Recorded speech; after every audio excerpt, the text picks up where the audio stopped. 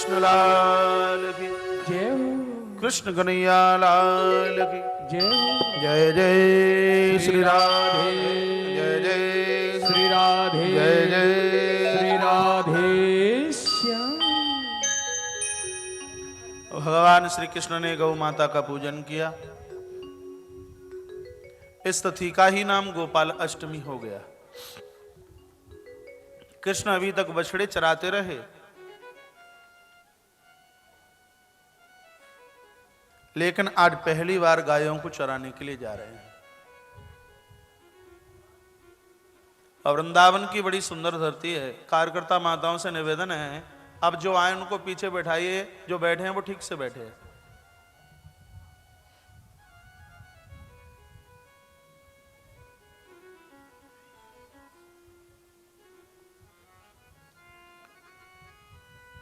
संध्या का समय था।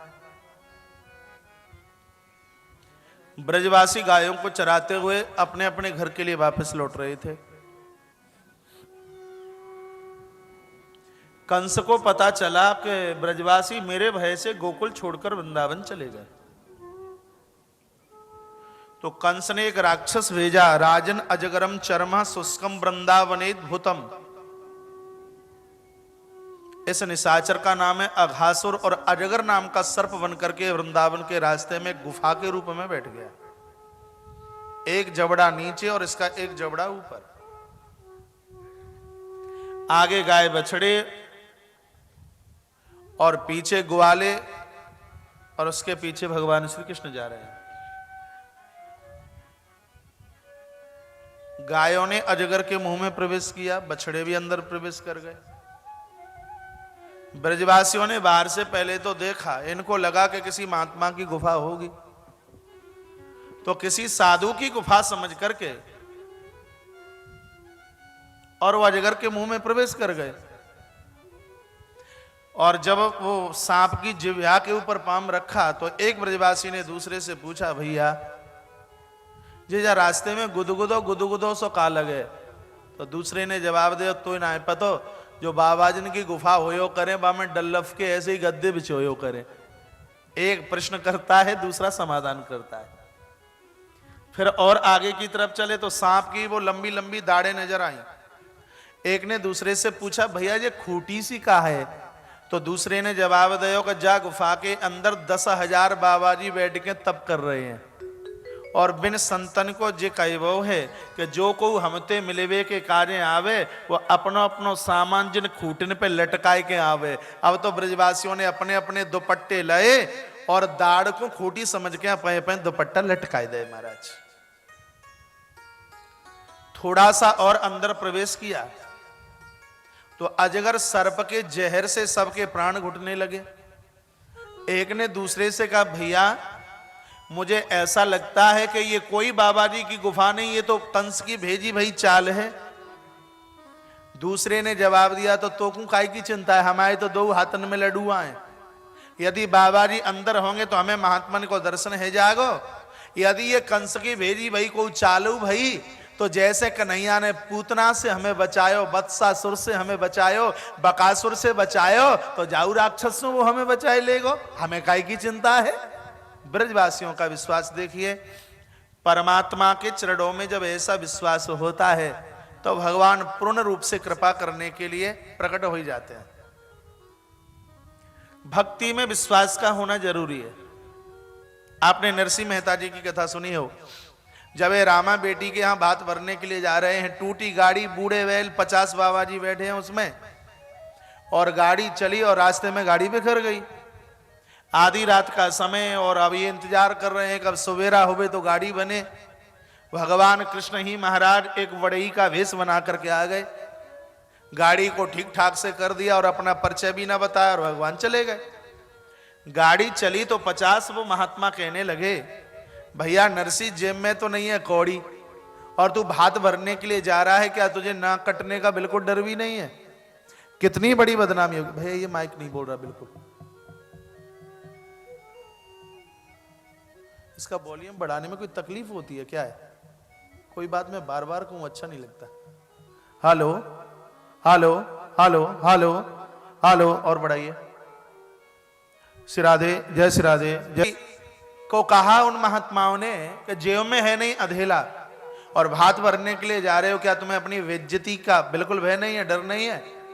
श्री नरसिंह जी की आंखें भर आई और महात्मा नरसिंह ने कहा कि अभी भी तुम्हारी आंखें नहीं खुली। आधी रात्रि का समय, यहाँ कोई नगर नहीं है, यहाँ कोई गांव नहीं है, यहाँ कोई पुरवा नहीं है।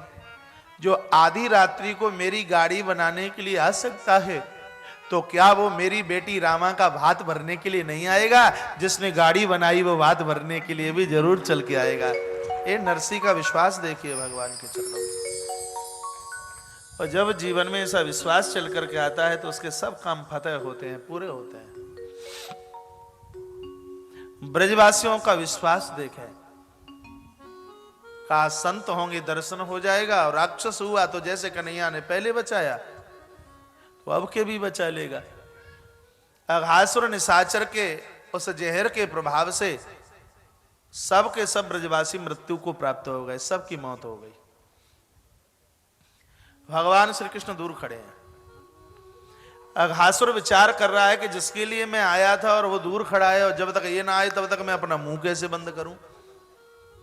भगवान ने कहा कि बेटे चिंता ना कर, जो मेरा इंतजार करता है उसके यहां मैं जरूर पहुंचता हूं। चाहे वो दैत्य हो और चाहे वो देवता हो और चाहे वो मनुष्य हो, मेरा कोई इंतजार करके देखे तो सही, मेरी प्रतीक्षा करके देखे तो सही। भगवान कहते हैं कि मैं परीक्षा से नहीं मिलता, मैं प्रतीक्षा से मिलता हूं। क्या सुंदर वाक्य है। ईश्वर की प्रतीक्षा कीजिए, परमात्मा की परीक्षा मत कीजिए। लोग भगवान की परीक्षा लेते हैं। हे सालासर हनुमान जी, मैं लला को ब्याह है जाए तो में ताकत है, सवा मन लड्डुअन को भोग लगाएंगे। और त्याय लला को ब्याह ना हो तो का हनुमान जी में ताकत नहीं है? हम देवी देवताओं को भी नहीं छोड़ते बिना परखे, हम उनका भी परीक्षण करते हैं। संत गुरुजनों का हम परीक्षण करते हैं। ये काम बन जाए तो हमारे गुरु जी में बड़ी ताकत है, ये काम बन जाए तो भगवान में बड़ी ताकत है। भगवान की परीक्षा नहीं, परमात्मा की प्रतीक्षा कीजिए। जैसे सवरी माता ने 87 वर्ष तक प्रभु राम की प्रतीक्षा की और भगवान आए, तो भगवान कहते हैं तूने प्रतीक्षा की है तो मैं आता हूं। और भगवान ने, कृष्ण ने इसके मुंह में जैसे ही प्रवेश किया तो इसने अपना जबड़ा बंद कर लिया, मुंह बंद कर लिया। भगवान ने कहा तू मुझे छोटा मन समझे, मैं मोटा भी बहुत हूं। और प्रभु ने अपने शरीर को फुलाना शुरू किया। जो ही कृष्ण ने शरीर फुलाया तो इसकी हड्डियां चटाक पटाक करती हुई इसकी हड्डियां महाराज चटकने लगी। इसकी मृत्यु ही मरे हुए ब्रजवासियों को भगवान बाहर लेके आए हैं। तब भगवान कृष्ण ने अपनी दिव्य ताकत के द्वारा मृत ब्रजवासियों को जिंदा कर दिया, सबको जीवित कर दिया, सब जीवित हो गए। अघासुर का उद्धार भगवान ने किया। अघासुर का अर्थ समझिए। अब सही है, माइक छेड़ना मत। अघासुर का अर्थ होता है अघेसु पापेसु रमते यश सा अघासुर। थोड़ी बहुत संस्कृत पढ़ी होगी तो आप मेरी भाषा समझेंगे। तो पंखा घुमा दीजिएगा, इसमें हवा पार होगी। अघेसु पापेसु रमते अघासुर, जिसके प्राण पाप में रमण कर चुके हैं उस जीव को ही अघासुर कहते हैं। अघासुर की संधि विच्छेद करें तो अर्थ निकलता है अघ प्लस असु और प्लस रा बराबर अघासुर। अघ कहते हैं पापों को, अघ माने पाप होता है, ये तो आप भी जानते होंगे। असु कहते हैं प्राणों को, और रा कहते हैं रमण करने को। तो ये सब पूरे वाक्य का अर्थ निकला है कि जिन लोगों के प्राण पाप में रमण कर चुके हैं, संसार के ऐसे लोगों को अघासुर के नाम से जाना जाता है। जिसका खान पान बढ़िया नहीं है वो अघासुर हैं, जिनकी दृष्टि बढ़िया नहीं है वो अघासुर हैं, जिनका बोलचाल बढ़िया नहीं है वो अघासुर हैं। कभी कभी तो लोग ऐसा बोलते हैं कि लगता है कि बाणी नहीं सीधा छाती में बाण का आघात किया है, ऐसा बोलते, इतना कड़वा बोलते हैं, इतना विषैला बोलते हैं कि सल्फाल्स की गोली से आदमी ना मरे और इनके वाणी में से उगलता हुआ जहर और उससे आदमी ना बचे। ये प्रभाव वाणी का है, वाणी के द्वारा पराये अपने हो सकते हैं। और विषैली वाणी के द्वारा अपने भी पराये हो जाते हैं। ऐसी वाणी बोलिए, मन का आपा खोई, औरन को शीतल करह, आप हो शीतल होय। मधुर भाषी हम बने, हम मीठा बोले, अच्छा बोले। परमात्मा ने ऐसी सुंदर जिव्यादि जिसमें हड्डी भी नहीं है, और ये जीव पता नहीं लोगों को कैसे गाली दे देती है, लोगों का कैसे अपमान कर देती है। हमें विचार करना चाहिए। अस्तु। अघासुर के उद्धार के बाद भगवान श्री कृष्ण ब्रजवासियों के मध्य में बैठे और परमात्मा श्री कृष्ण ने कहा, ब्रजवासियों बड़ी जोर से भूख लगी है, अपना अपना कलेवा खोलिए। बीच में कृष्ण है और चारों तरफ से ब्रजवासी हैं। जीवन का उद्धार तब होगा, आप अपने घर को ब्रजवासी का स्वरूप दीजिए और घर के केंद्र बिंदु पर भगवान को बिठाइए और दृष्टि भगवान के चरणों में रखिए। जब तक जीवात्मा की दृष्टि ईश्वर के चरणों में नहीं रहेगी, तब तक उसकी जिंदगी का पहिया आगे बढ़ नहीं सकता।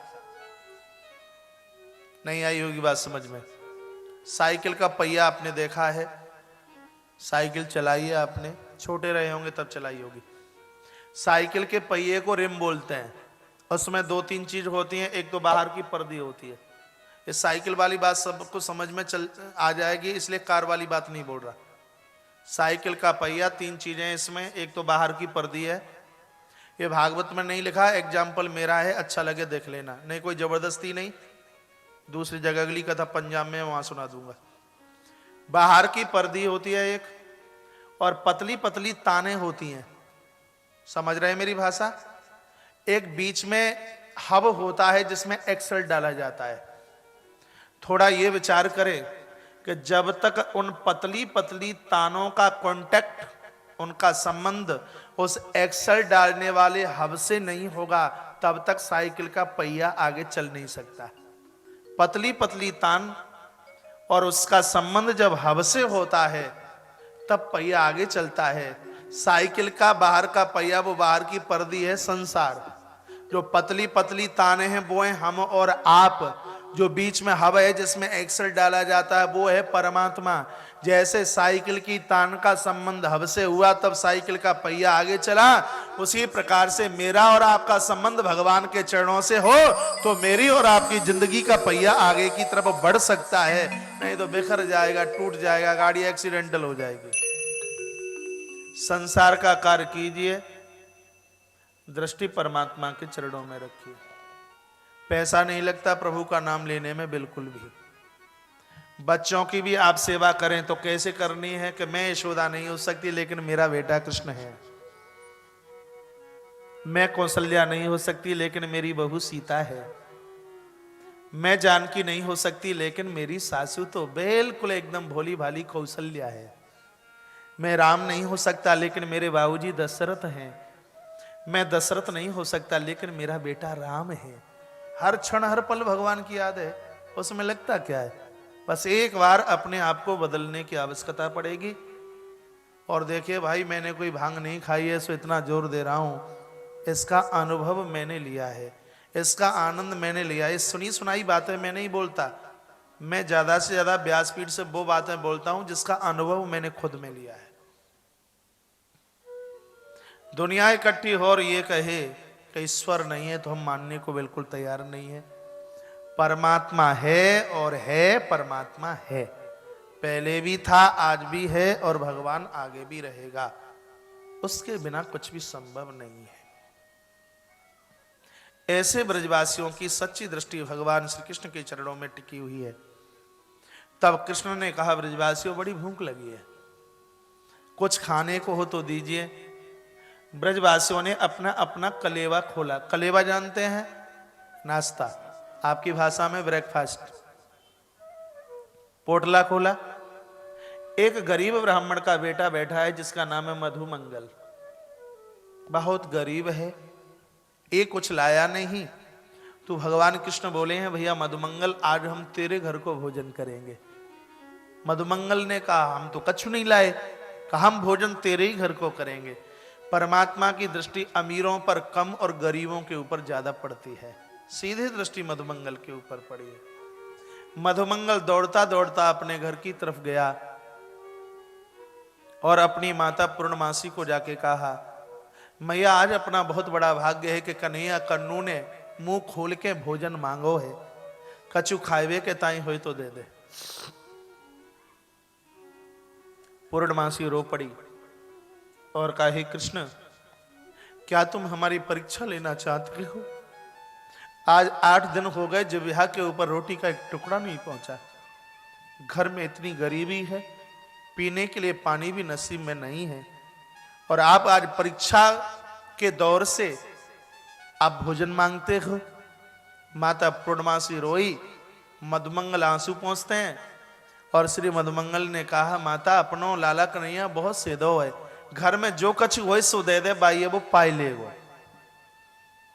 परीक्षित घर में और तो कुछ था नहीं, न जाने कितने दिनों की पुरानी बासी खट्टी कड़ी पड़ी हुई थी और उसी कड़ी को उठा करके दे दिया।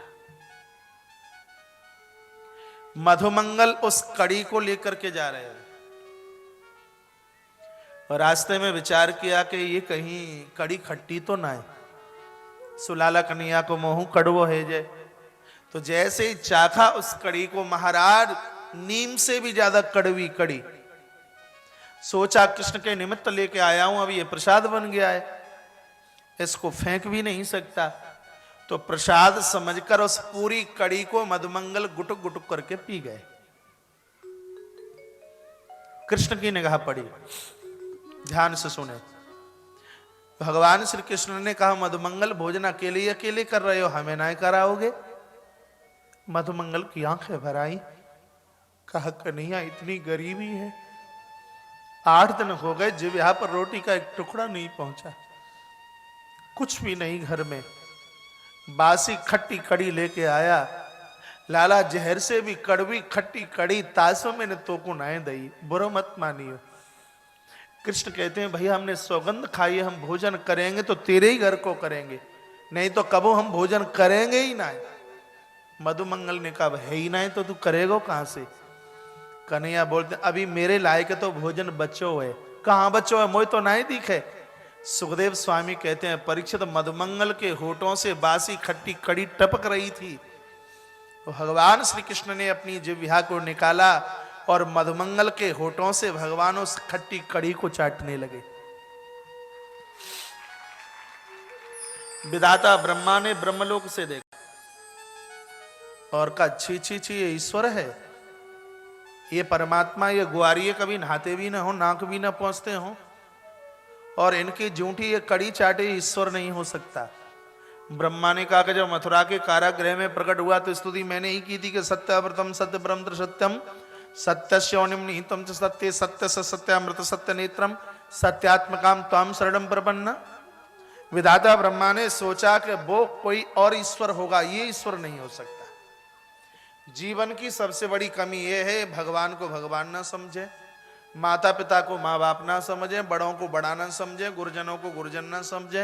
ये ही जिंदगी की बहुत बड़ी दुविधा है। हे परमात्मा, किसी को इतनी तरक्की मत देना कि संपत्ति पाकर के ये व्यक्ति बौखला जाए, माता पिता को सम्मान न कर पाए, उनको माँ बाबू जी का दर्जा ना दे पाए, बड़ों को बड़ा ना समझे। भगवान इतनी तरक्की किसी को भी मत देना। विधाता ब्रह्मा को पौरुषत्व मिला, आज ईश्वर को ईश्वर नहीं समझा, कहा ये परमात्मा नहीं हो सकता। और क्या सोची है कि मैं करूंगा परीक्षा, ग्वाल वालों को चुराऊंगा, गाय बछड़ों को चुराऊंगा, ईश्वर होगा तो अपनी ताकत के द्वारा उतने बना के तैयार कर देगा, और नहीं होगा तो रोएगा, तो बाद में मैं जाके वापस कर दूंगा, लौटा दूंगा। तो कलेवा करने के बाद, खट्टी कड़ी चाटने के बाद कृष्ण बोले, ब्रजवासियों गैया थोड़ी दूर निकल गई हैं, तुम लोग सब यहीं बैठो, मैं थोड़ी गैया ने देख के तो आऊं। सो कृष्ण बोले, कृष्ण चले, और भगवान कृष्ण ने अपनी गायों का नाम रखा है। किसी का नाम गंगा है, किसी का नाम धौम्या है, किसी का नाम रम्या है, किसी का नाम शिवानी है, किसी का नाम कालिंद्री है। भगवान ने अपनी गायों के नाम रखे और चले, कहा धौम्या रम्या गंगा कालिंद्री नागनिति। सो रंभा रंभा रंभा रंभा रंभा रंभा की आवाज करते हुए गाय आकर भगवान के कपोलों को चाटने लगी। सब गायों को इकट्ठा करके कृष्ण लाए। सो इधर कृष्ण ने आकर के देखा तो ग्वाल बाल नहीं, विधाता ब्रह्मा उठा के लेके चले गए। सोचा शायद गायों को देखने के लिए तो ब्रजवासी नहीं चले गए, सो उधर जाकर के देखा सो गाय बछड़े नहीं, इधर ग्वाले नहीं उधर गाय बछड़े नहीं। कृष्ण ने विचार किया कि यह करामात किसकी है। तो जैसे ही आंखों को बंद किया देखा, ओ अच्छा अच्छा ब्रह्मा ये तुम्हारी करतूत है। तुम्हें ये नहीं पता कि दुनिया के चोर हम और चोर के घर में छछोरा तुम कर रहे हो, हमारी दौलत को तुम पचा नहीं पाओगे। तो भगवान ने अपनी ताकत शक्ति के द्वारा उतने ही ग्वाल बाल बना के तैयार किए और उतने ही गाय बछड़े बना के तैयार कर दिए। ये लीला कृष्ण ने क्यों की ये सुन लीजिए। इसलिए भगवान श्री ब्रज की रज की महिमा का वर्णन करना चाहते हैं। ब्रज की माटी अत से पावन होवे, ठाकुर जी पूरे ब्रज की रज को अपनी जीभ से चाटना चाहते हैं। विचार किया कि ऐसे जीभ से चाटूंगा तो लोग कहेंगे कि देखिए नंद का छोकरा पागल हो गया। तो ठाकुर जी ने सोचा कि गाय और बछड़े बन जाओ, घास चरेंगे और उस समय जिब्या धरती पर भी लगा देंगे, कोई समझ भी नहीं पाएगा। ऐसा विचार करते हुए भगवान गाय बछड़े बन गए। लीला का एक दूसरा भाव हो रहा है, वो ये है कि ब्रज की गाय कहा करती थी कि यदि कृष्ण जैसा हमारा बछड़ा होता तो अपना दूध पिला पिला करके धन्य हो जाती। तो उन गायों की उस अभिलाषा को पूरा करने के लिए भगवान बछड़ा बन गए। ब्रज के बछड़े भी बोला करते थे कि कृष्ण जैसी हमारी मां होती तो उसको पाकर के हम धन्य धन्य हो जाते, कृतकृत हो जाते। तो बछड़ों की अभिलाषा को पूरा करने के लिए कृष्ण ही गाय के रूप में बन गए। अब ग्वाले कृष्ण ही क्यों बने? ब्रज की गोपियां कहा करती थी यदि कृष्ण जैसा हमारा बेटा होता तो सेवा करते करते दुलार करते करते हम कृतकृत हो जाती। तो उन गोपियों की अभिलाषा को पूरा करने के लिए भगवान श्री कृष्ण ही ग्वाले बन करके तैयार हो गए। एक तो लीला का अभिप्राय ये था, और एक लीला का इसका अभिप्राय ये भी है कि भगवान ने एक बार विचार किया कि कुछ समय के बाद में मुझे रासलीला करनी है और रासलीला में मुझे गोपियों की जरूरत होगी। वो लोग कान की ढपोलियां खोल करके सुन लें जो ऐसा कहते हैं कृष्ण दूसरों की स्त्रियों के साथ नाचे, वो जरूर सुने मेरी इस बात को। भगवान श्री कृष्ण ने किसी की स्त्री के साथ में नृत्य नहीं किया, रास नहीं किया। 1 वर्ष तक असली ग्वालवाल ब्रह्मा के कारावास में रहे। 1 साल तक भगवान श्री कृष्ण ही ग्वाले बनकर ब्रज में रहे हैं। और जब कृष्ण ग्वाले बने 1 साल के लिए और उन ग्वालों का विवाह हुआ, जो गोपियां आई उन गोपियों को भगवान ने महाराज में आमंत्रित किया है। इसके अलावा महाराज और किसी गोपी को भगवान कृष्ण ने अपने महाराज में नहीं बुलाया। कृष्ण ही ग्वाले बन करके रहे और उन ग्वालों का उस साल के बीच में विवाह हुआ, उनको भगवान ने महाराज में आमंत्रित किया है। श्रीधर जी महाराज ने श्रीधर टीका में बहुत विस्तार से लिखा। समय चलता रहा, 1 वर्ष का समय पूरा होने के लिए जा रहा है। विधाता ब्रह्मा ने सोचा कि मैं श्री वृंदावन में जाके देखूं तो सही, यदि संसारी बालक होगा तो रो रहा होगा। सो विधाता ब्रह्मा तो ब्रह्मपुरी से आए श्री वृंदावन, और भगवान श्री कृष्ण ब्रह्मा का रूप बना करके ब्रह्मलोक पहुंच गए। कृष्ण ही ब्रह्मा बन गए। इनको रूप बनाने में तो देर नहीं लगती। कभी मनहारी बन जाए, कभी ग्वाला बन जाए, कभी सखा बन जाए, कभी स्त्री बन जाए। इनको रूप बनाने में तो देर लगती नहीं, स्वयं ब्रह्मा बन गए। और अपने द्वारपालों से जाके कहा भैया सुनो, आजकल नकली ब्रह्मा ज्यादा प्रकट हो गए हैं और नकली ही बोल रहा है, असली तो वृंदावन में। बोले आजकल नकली ब्रह्मा ज्यादा पैदा हो गए हैं, मैं तो अपनी गद्दी पर जा रहा हूं, यदि कोई नकली ब्रह्मा आए तो उसको अंदर प्रवेश मत करने देना। ये कृष्ण बोले ब्रह्मा बन करके द्वारपालों को ये बात कही। तो द्वारपालों ने कहा साहब हमें क्या जरूरत है सो अंदर प्रवेश करने देंगे, हम रोक देंगे। सो ये नकली ब्रह्मा जो कृष्ण ही ब्रह्मा बने वो गद्दी पर जाकर के पहुंचे हैं। इधर वृंदावन का भ्रमण करते करते महाराज वो असली ब्रह्मा ब्रह्मपुरी में पहुंचे। तो द्वारपालों ने धक्का देना शुरू कर दिया, कहा मरना चाहते हो क्या तुम? तुम जैसे नकली ब्रह्मा 560 घुमा करते हैं, हमारे स्वामी ने कहा है सीधे वापस लौट जाओगे कि तुम्हारी खबर भी लेनी पड़ेगी। ब्रह्मा ने माथा ठोका, बाप रे बाप, ये करामात किसकी है, ये हुआ क्या? जो ही ब्रह्मा ने अपना ध्यान लगाया है तो बांसुरी वाला ब्रह्मा बना हुआ गद्दी पर बैठा है। ब्रह्मा को भूल समझ में आई और ब्रह्मा जी ने उन द्वारपालों से कहा, एक बार अपने मालिक को बोल दो कि वो नकली ब्रह्मा आपसे मिलना चाहता है। द्वारपालों ने कहा, खड़े रहिए, हम आदेश लेके आते हैं। सो द्वारपाल चले और भगवान को प्रणाम किया, आज सरकार की जय हो। आप जैसा ही बिल्कुल दरवाजे पर खड़ा, नाक आप जैसी, कान आप जैसे, मुहड़ा आप जैसा, पेट आपके जैसा और बिल्कुल आप जैसा, आपसे मिलना चाहता है। भगवान बोले कि घसीट कर पकड़ करके लाना, इसको मैं पूछूंगा कि तेरी हिम्मत कैसे बनी सो तूने हमारा भेष बनाया। उल्टा चोर कोतवाल को डांटे। सो द्वारपाल आए, महाराज विधाता ब्रह्मा को ऐसे घसीट के लेके जा रहे हैं जैसे मदारी बंदर को लेके जाता है। और ज्यों ही ब्रह्मा ने अपने कक्ष में प्रवेश किया तो भगवान श्री कृष्ण अप्रकट अंतर ध्यान होकर श्री वृंदावन चल करके आ गए। गद्दी खाली थी, विधाता ब्रह्मा रो पड़े, अपनी भूल समझ में आ गई और उसी समय श्री वृंदावन लौट करके आए हैं। ब्रह्मा और भगवान के चरणों में साष्टांग होकर के लेट गए हैं और 40 श्लोकों में ब्रह्मा ने कृष्ण की स्तुति की। आज भी आप वृंदावन जाएं तो रंग जी के मंदिर के उत्तरीय गेट पर यह स्थान है। इस स्थान को ब्रह्म कुंड के नाम से जानते हैं। कभी आप वृंदावन जाएं तो सोने का खम्भे वाला मंदिर, जिसको रंगनाथ भगवान का मंदिर बोलते हैं, उसके उत्तरीय गेट पर यह स्थान है जहां ब्रह्मा ने कृष्ण की स्तुति की है। उस स्थान का नाम है ब्रह्म कुंड। 40 श्लोकों में स्तुति। ब्रह्मोवाच, ब्रह्मा बोले, पहला श्लोक है, नौमेण्य तेब्र बपुसे तृदिंगमराय गुंजावतम सपरिपेक्षल सन्मुखाय वन्यस्रजे कवलवेत्र विशाल वेणु लक्ष्मण श्री मृदुपदे पशुपांग जाय।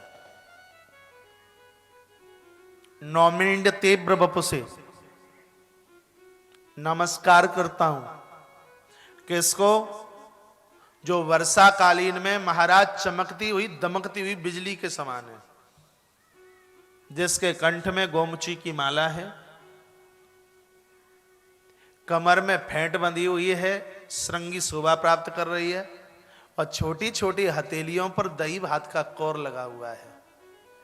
कैसे है? पशुपांग जाय, पशुपांग जाय, पशुओं को चराने वाले नंद बाबा हैं। तो नंदस्य अंग जाय पशुपांग जाय, जो नंद के बालक हैं, ऐसे नंद गोप को ये ब्रह्मा चरणों में बार बार वंदन प्रणाम करता है। भगवान श्री कृष्ण ने कहा, ब्रह्मा जी इतनी लंबी स्तुति क्यों कर रहे हो? कहा, महाराज गलती हो गई है। कहा, क्या गलती हुई? सुनिए, कृष्ण ने पूछा क्या गलती हुई? गलती ये हुई कि हमने आईजी के घर में डकैती डाल दी। हमें नहीं पता था कि सबसे बड़े अधिकारी आप हैं। धोखा हो गया, हमने डकैती आपके घर में डाली है, क्षमा कर दीजिए। कृष्ण बोले, रोता तो वो है जिसके घर में डकैती डलती है, जो डांका डालता है वो तो माला माल हो जाता है। तुम्हें हंसना चाहिए और मुझे रोना चाहिए। विधाता ब्रह्मा बोले हैं, प्रभु आपको कोई समझ नहीं सकता, आपको कोई पहचान नहीं सकता, मुझे माफ कर दीजिए, क्षमा कर दीजिए। जल्दी जल्दी में ब्रह्मा ने एक परिक्रमा भगवान की लगाई। प्रभु ने कहा, ऐसी गलती दोबारा मत करना और हमने तुम्हें माफ किया। सो जल्दी जल्दी में ब्रह्मा जी वहां से भागे।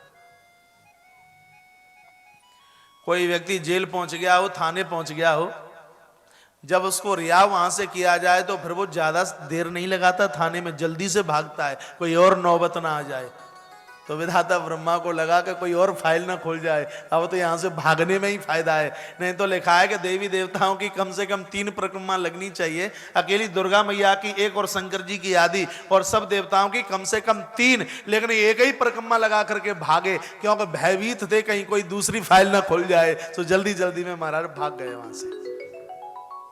असली ग्वाल वालों को ब्रह्मा जी ने वापस किया, गाय बछड़ों को वापस किया है, जो अपनी शक्ति के द्वारा कृष्ण ने बनाए। भगवान ने उन सबको आर्य प्रकट अंतर ध्यान कर दिया और असली ग्वाले आज अपने घर पहुंचे हैं और मैया को जाके कहा, माता आज तेरा लाला कन्हैया ने अघासुर नाम के निशाचर का उद्धार कर दिया। उद्धार तो 1 साल पहले किया था, लेकिन आज बोल रहे हैं जाके, क्योंकि 1 साल तक ये विधाता ब्रह्मा के कैद में बने रहे, साल भर के बाद में आए हैं, अपने अपने घर पहुंचे हैं, लेकिन भगवान के इस भेद को कोई भी समझ नहीं पाया। बोलिए भक्तवत्सल भगवान की। जय हो। ऐसी सुंदर लीलाएं भगवान श्याम सुंदर के द्वारा हुई हैं। तत्पश्चात एक दिन की बात थी, भगवान श्री कृष्ण गौचारण करते हुए आ ही रहे थे, तो इन्होंने यमुना के तट पर कुछ पशु पंछियों को मृत स्थिति में देखा। पता लगाया कारण क्या है, तो ये मालूम हुआ कि यमुना के जल में कोई विषैला कालीय सर्प रहता है और उसके विष के द्वारा ये जल दूषित हो चुका है। इसके ऊपर कोई पंछी भी उड़ता है तो वो जिंदा नहीं बच सकता, जल इतना विषैला हो गया।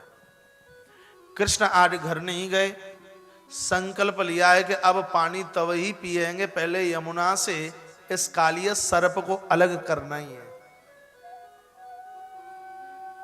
भगवान एक कदम्ब के वृक्ष के ऊपर चढ़ गए।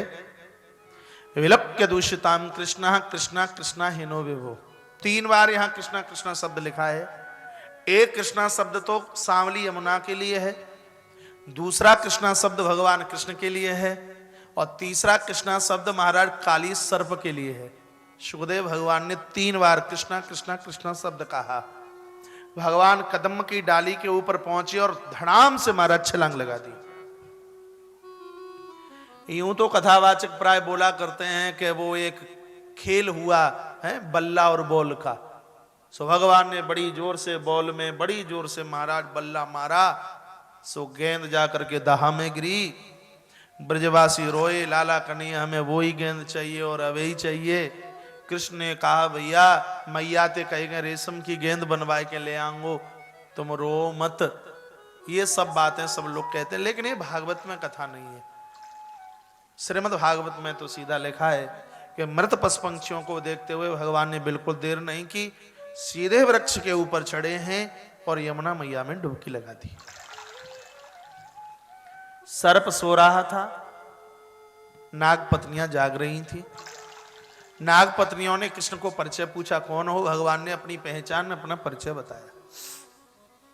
नाग पत्नियों ने कहा कि चले जाओ वापस, भलाई इसी में ही, यदि हमारा पति जाग गया तो फुंकार के मारे पता नहीं लगेगा कि कहां से आए और कहां चले गए। इतना कहा तो भगवान ने दाहिने चरण का बड़ी जोर से प्रहार किया कालिए के ऊपर। काली फुनफुनाता हुआ खड़ा हुआ और ये कालिए सर्प विचार में पड़ गया कि ये बालक यमुना के जल के अंदर आया तो आया कैसे, और आ भी गया तो ये अभी तक जीवित कैसे है। भगवान श्री कृष्ण ने इसको पकड़ा और इसके फणों का मर्दन करना शुरू कर दिया है।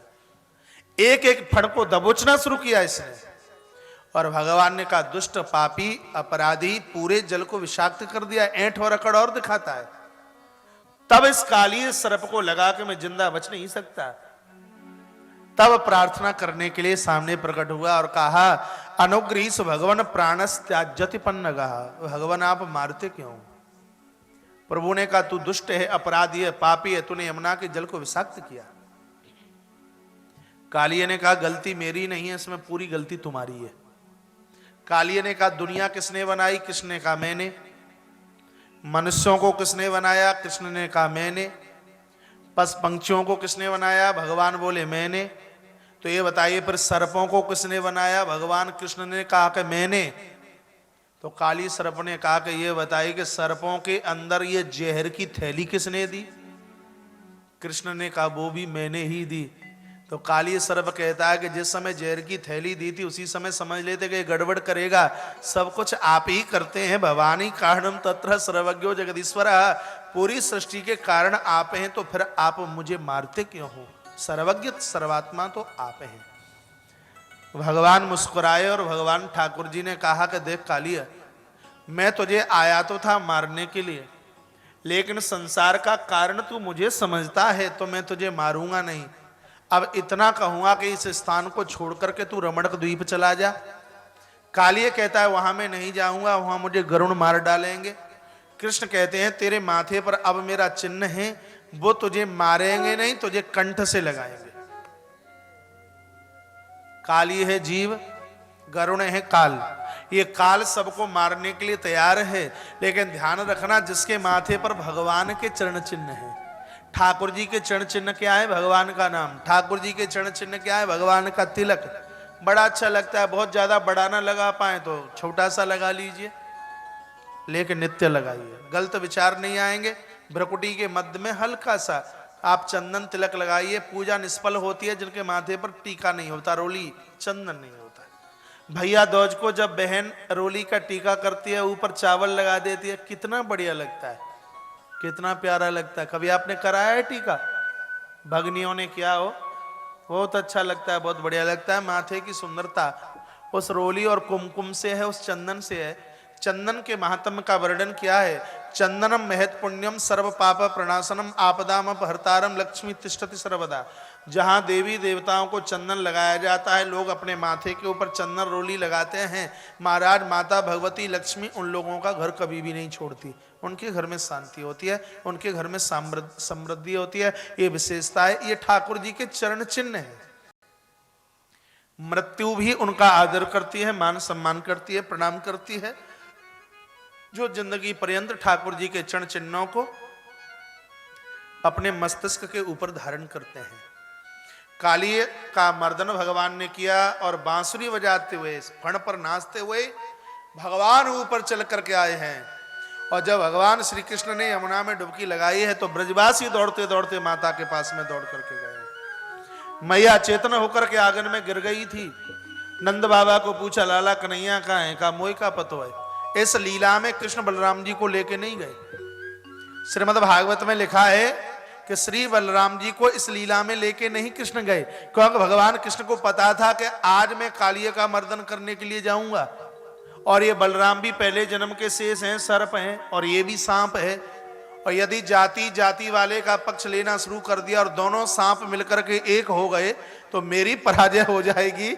ऐसा विचार करके भगवान इस पूर्व के सर्प को बलराम जी को लेकर के नहीं गए। पूरी लीला में, इसमें कालिय मर्दन की लीला में श्री बलराम जी का नहीं है हिस्सा। बलराम जी आए यशोदा मैया के पास में और माता यशोदा ने कहा, रे बल्लू कन्हैया का है। बलराम जी ने कहा, माता मैंने या कन्हैया 150 बार मना किया कि यमुना के तट पर अकेलो मत जाइए, वहां कालिय सांप रहे। और जाने मेरी बात नहीं मानी और मैया आज अकेलो चलोगो। मैंने सुनिए के बाने यमुना में छलांग लगाई दी। इतना कहा तो माता तो मूर्छित होकर के नीचे गिर पड़ी है। श्री बलराम जी ने यशोदा मैया को खड़ा किया और कहा, माता तू चिंता न करियो, अपनो लाला कन्हैया को साधारण ना है, ये तो कालन को काल है। तब बलराम जी सभी ब्रजवासियों को लेकर यमुना के तट पर पहुंचे हैं। सब कृष्ण के इंतजार में थे, लाला अब आवे, लाला अब आवे, कन्हैया अब आवे। तो फण के ऊपर नाचते हुए भगवान आए हैं। मैया यशोदा ने कहा, लाला कन्हैया देखिए सर्प है, डस लेगो। कन्हैया ने कहा, मैया चिंता मत करियो, अब ये सर्प नहीं, अब तो ये मेरो चेला है, चेला। प्यार से कहिए जय श्री राधे, जय श्री राधे। सर्प को भगवान ने इशारा किया कि अब तू यहां से जा। और कृष्ण दौड़ करके आए और माता की गोद में आकर के बैठ गए हैं। आकाश से दुंदुबियां और फूलों की वृष्टि और जय जयकारे की आवाज हुई है। जय घोष, जय उद्घोष। ये कथा वो सुना दी जो ग्रंथ में लिखी है। अब इसकी असलियत समझ लीजिए। यमुना है भक्ति और कालिय सर्प है अहंकार। भक्ति में भगवान कभी अभिमान को नहीं रहने देते। अभिमान का अर्थ है ये मैंने किया है और ये मेरे द्वारा हुआ है, ये मैंने किया, ये मेरे द्वारा हुआ है। आप बढ़िया से बढ़िया कोई काम करें, उसके ऊपर अपनी मोहर मत लगाइए। कहिए माँ बाबूजी की कृपा से हुआ है, गुरुजनों की कृपा से हुआ है, बड़ों की कृपा से हुआ है, मैं तो एक माध्यम था, करने वाला तो ये किसी का आशीर्वाद ही है। आप विश्वास करें ना या ना करें, जिस स्थान पर आप बैठे हैं पीछे कोई शक्ति काम कर रही है। आपने जो कमाया है इसके ऊपर भी किसी का हाथ है। आप सत्कर्म में लगे हैं, आप चैन से जी रहे हैं, आप विश्वास करना इसमें किसी का हाथ है। ये मेरे सामने ये एक हल्का सा पेड़ रखा है कैमरे वाले भाई के पास में, इसको हटा दीजिए। सामने के श्रोता दिखते नहीं, उनको भी तकलीफ है। ये पेड़ कहीं अलग अलग रखिए।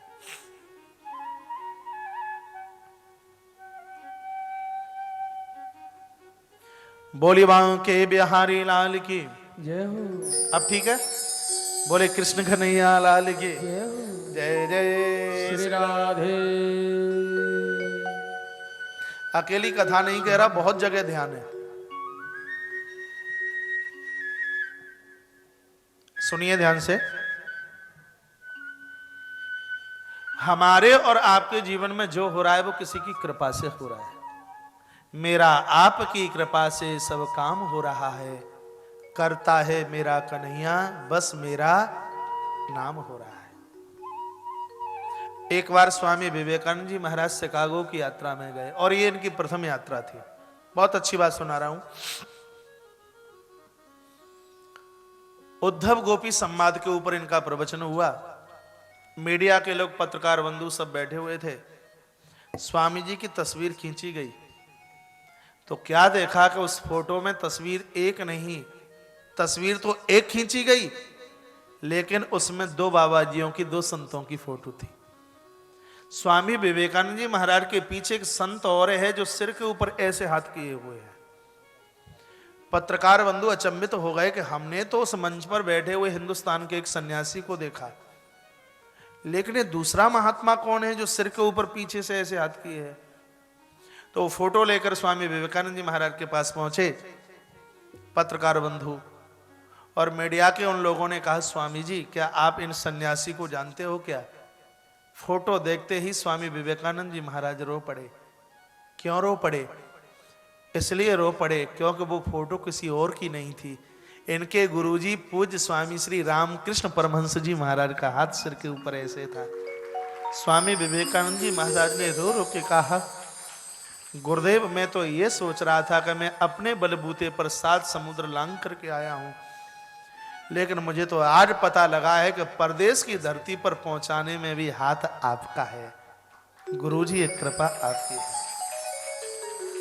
सामने से नहीं दिखाई देता कि माता पिता कुछ दे रहे हैं, गुरु लोग कुछ दे रहे हैं, लेकिन ये छिपके छिपके कृपा करते हैं। निश्चित रूप से हमारा उत्थान किसी की कृपा के द्वारा हो रहा है। उसमें आप अपना बाहुल्य मत समझिए। कभी कभी तो लोग कहते हैं कि हमने अपनी मेहनत से किया है। आपने मेहनत से नहीं किया, आपने किसी की कृपा से किया है। मेहनत तो आपसे ज्यादा रिक्शे वाला करता है। आपसे ज्यादा मेहनत एक रिक्शे वाले की है। सुबह 6 बजे से रात को 10 बजे तक रिक्शा चलाता है, लेकिन 200 रुपया कमाना मुश्किल होता है। मेहनत तो उसकी ज्यादा होती है, लेकिन उसके लिए 200 रुपया कमाना मुश्किल है और आप एक दिन में लाख रुपया भी कमा लेते हो। इतनी मस्ती के साथ जिंदगी का निर्वहन करते हो। ये क्या है? ये महाराज ये किसी न किसी की कृपा है। कोई शक्ति पीछे से काम कर रही है, उस कृपा को कभी भुलाना नहीं है। अपनी भक्ति में इस अहंकार सर्प को मत रखना। ये बड़ा विषैला है। उस सर्प के तो भागवत में लिखा है 101 फण थे, लेकिन आपके अहंकार के महाराज इतने फण हैं, इतने फण हैं जिनकी गिनती नहीं की जा सकती है। क्या ये इच्छा ही तो फण है? एक इच्छा पूरी नहीं होती तब तक दूसरी तैयार है। किराए से रहते थे तो कहा 2 मंजिला बन जाए, 2 मंजिला बन गया तो कहा और बढ़िया जगह पर बन जाए, और जी वो भी बन गया तो वैसा नहीं है जैसा हमने किसी का देखा है, वैसा नहीं है। ये क्या है? इच्छा। इच्छा ही तो फण है।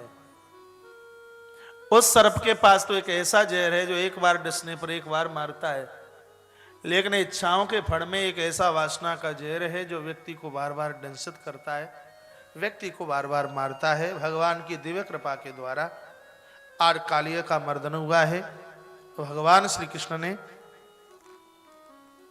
कालिया का उद्धार किया है।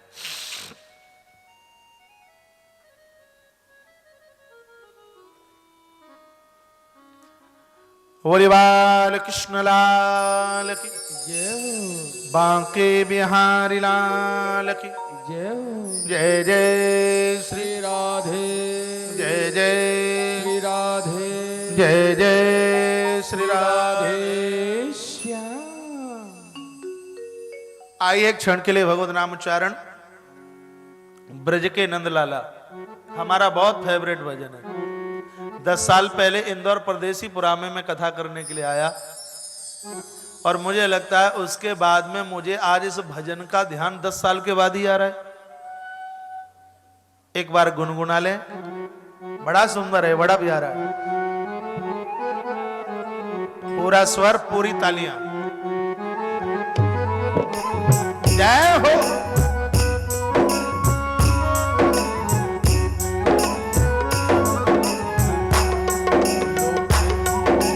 ब्रज के नंदलाला राधा जी के सांवरिया, ब्रज के नंदलाला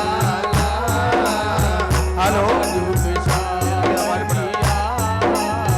सब दुख दूर हुए जब तेरा नाम लिया।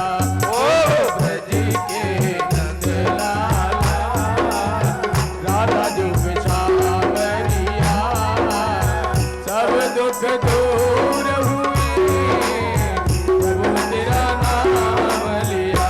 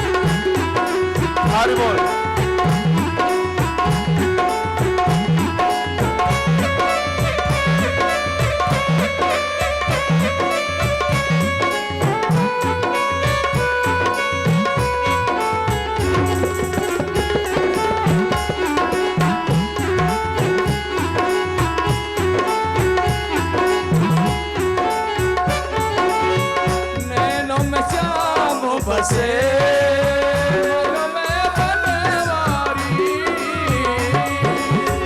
नैनों में श्याम बसे मन में बनवारी, सुधी भी सदाई गई मुरली की धुन प्यारी, मुरली की धुन प्यारी, मेरे मन मंदिर में रास रचाओ रसिया, मेरे मन मंदिर में रास रचाओ रसिया, सब दुख दूर हुए जब तेरा नाम लिया, ओ भट्टे के नंद लाला, दादा जुग सावरिया, सब दुख दूर हुए जब तेरा नाम लिया।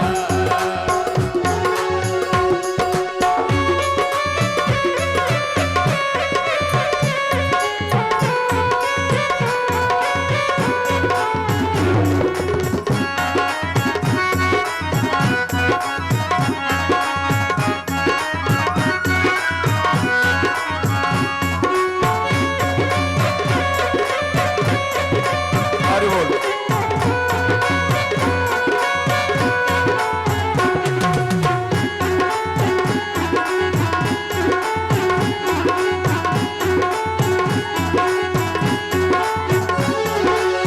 देख रहे वो तो मेरे दुखड़े सारे, देख रहे वो तो मेरे दुखड़े सारे, कब दर्शन दोगे मेरी आंखों के तारे,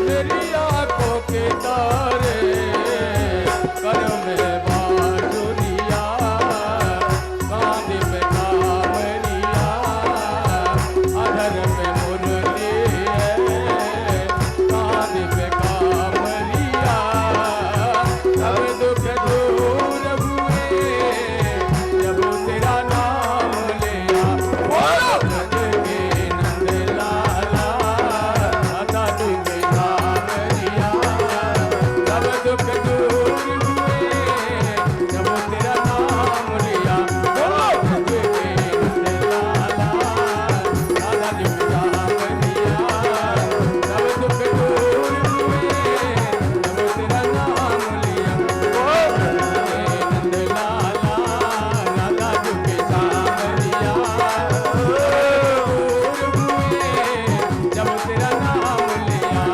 श्याम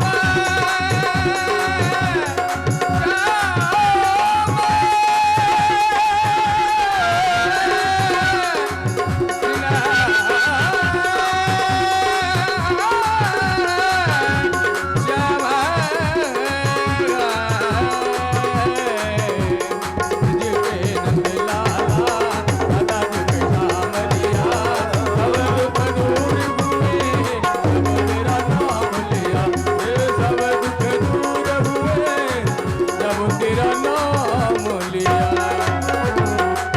बोलिए नंद के लाला की, जय बाल कृष्ण लाल की, जय जय जय श्री राधे, जय जय श्री श्री राधे, राधे, धीमे से नाय जोर से, जय जय श्री श्री राधे। राधे।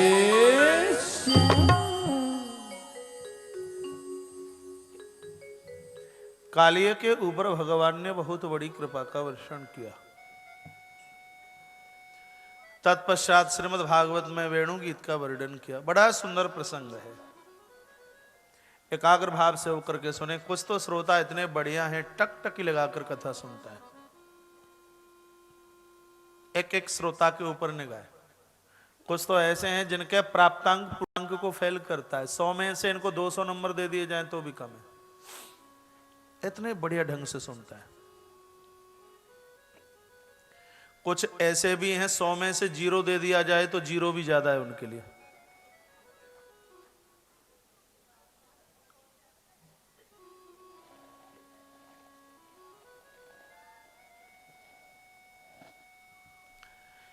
श्रीमद् भागवत में 5 गीत हैं जो भागवत के 5 प्राण हैं। हृदय संबंधी यदि ऐसा कोई रोग है, बीमारी है, उसके लिए 5 गीत रामबाण का काम करते हैं। सबसे पहले है वेणु गीत, दूसरा है गोपी गीत, तीसरा है विरम्र गीत, चौथा है युगल गीत और 5वां है प्रणय गीत। ये 5 गीत हैं श्रीमद् भागवत में। तो यहां वेणु गीत का वर्णन किया है। भगवान श्री कृष्ण गाय चराने के लिए गए हैं, संध्या का समय था, वापस आ रहे थे। पसीने की बूंदें कपोलों तक आ गई हैं निकल के। गाय के खुरों के नीचे से उड़ती हुई धूल उन पसीनों की बूंदों के ऊपर लगी है। रूप बड़ा सुंदर मनोहारी भगवान का लग रहा है। वांसुरी ने भगवान की छवि का वर्णन किया। एक नई बात सुन लीजिए। ऐसा सुना है, ऐसा लिखा है कि वेद व्यास भगवान ने श्रीमद् भागवत में 18,000 श्लोकों का वर्णन किया, लेकिन वृंदावन के रसिक जन कहते हैं कि व्यास जी ने 17,999 ही श्लोक बनाए। एक श्लोक की रचना, ये स्वर तो स्वयं वेणु बांसुरी के छिद्रों में से ये निकला है। बांसुरी ने भगवान की छवि का वर्णन किया। श्रीमद् भागवत के 10वें स्कंद के 21वें अध्याय का 5वां श्लोक है। वराहा पीडम नटवर वपु कर्णयो कर्णिकारम विव्रत वासः कनक पिशम। यदि आप राधा माधव के भक्त हो तो ये श्लोक कंठस्थ कर लीजिए। पूरा समर्पण है इस श्लोक में, पूरा का पूरा त्याग है। बड़े बड़े धुरंधर लोग अपने व्यासपीठ को आरंभ करते हैं तो इसी श्लोक को बोल करके। वराहा पीडम नटवर वपु कर्णयो कर्णिकारम वेव्रत वासः कनक पिशम वैजयंतीम चमालाम रंध्रान वेणोर्धर सुदया पूरियन गोप वृंदई वृंदारण्यम स्वपद रमणम प्राविशद गीत कीर्ति। वराह आपीडम, आपीड कहते हैं मुकुट को, वराह कहते हैं मोर को। मोर का पंख जिस परमात्मा ने अपने सिर के ऊपर धारण किया है। लोग प्रश्न करते हैं कि भगवान ने मोर का पंख ही धारण क्यों किया, और भी तो बड़े सुंदर सुंदर पंख थे, कृष्ण को मोर पंख ही क्यों भाया। ऐसा एक मोर है जो निष्कामी है। मोर के यहां संतान का जन्म होता है तो इसकी आंखों के आंसुओं के द्वारा संतान की उत्पत्ति होती है। मोर के अंदर निष्कामता है, मोर कामी नहीं है। भगवान कहते हैं जिसकी जिंदगी में निष्कामता है वो लोग मेरे चरणों में नहीं रहते, वो तो मेरे मस्तिष्क पर रहते हैं और उनके द्वारा मेरी सुंदरता बढ़ती है। इसलिए भगवान ने मोर पंख को अपने सिर के ऊपर रखा है। मोर निष्कामता का प्रतीक है। इसलिए भगवान श्री कार्तिकेय जी महाराज ने मोर को अपना वाहन बनाया। मोर के लिए तो जितना बोला जाए उतना कम है। भगवान श्री कृष्ण के मस्तिष्क के ऊपर मोर मुकुट, कानों में कनहर का फूल है। एक ही फूल जिसको कभी इस कान से लगा लेते हैं और कभी उस कान में लगा लेते हैं। कंठ में बड़ी सुंदर सी वनमाला है, अधरों के ऊपर बांसुरी है, प्राविशद गीत कीर्ति है। भगवती राधा रानी, कीर्ति कुमारी राधा रानी जिस कृष्ण का नाम उच्चारण करती है, बांसुरी कहती है ऐसे माधव के चरणों में मैं वंदन करती हूं, प्रणाम करती हूं। तत्पश्चात वेणु गीत के कुछ ऐसे श्लोक हैं जिन पर जितना बोला जाए उतना कम है। बांसुरी और गोपियों का जो संवाद है वो ही वेणु गीत है। गोपियों ने बांसुरी को कहा कि तू बड़ी निर्लज्ज है, तुझे शर्म नहीं है, जहां चाहे जिस चौराहे पर तू बजने लगती है। तूने तो अपनी शर्म की चद्दर उतार करके रख दी। तो बांसुरी गोपियों को जवाब देती है कि मैं अपने आप नहीं बजती, मेरे अंदर जब कोई फूंक डालता है तब मेरे अंदर से स्वर निकलता है, और तुम अपने आप बजती हो इसलिए दुखी हो। मेरे अंदर भगवान कृष्ण फूंक मारते हैं, मेरे अंदर से स्वर तब निकलता है। कथा कहती है अपने आप मत बजो, जो संतों ने कहा है वो स्वर आपके अंदर से निकलना चाहिए, जो ग्रंथों ने कहा है वो स्वर आपके अंदर से निकलना चाहिए, जो भगवान ने कहा है वो स्वर आपके अंदर से निकलना चाहिए। फिर आप बांसुरी बन जाओगे, और बांसुरी बन जाओगे तो भगवान श्री कृष्ण के अधरामृत का अधिकार आपको प्राप्त हो जाएगा, भगवान के कृपा अमृत का अधिकार आपको प्राप्त हो जाएगा। बांसुरी